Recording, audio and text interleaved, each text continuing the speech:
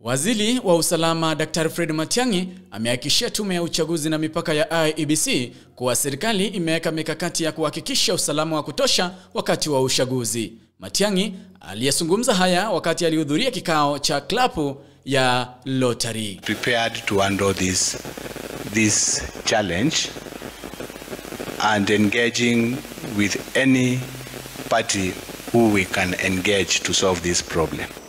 My friends, let me tell you one thing. We are civilian government.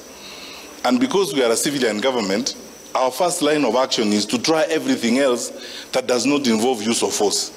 Because these are citizens of our country. These are the people who pay taxes. These are the people who pay us. Now to brutalize them and start beating them and so on and so forth. I mean, a decent civilian government doesn't do those kinds of things. Now we are in Marsabit and we are going to stay. We are not leaving. We are going to stay. We have sufficient numbers. They will not outlast us. We are going to stay. We have some of the serious conflict in our hands, and we pursue the others to the gates of hell until we get them.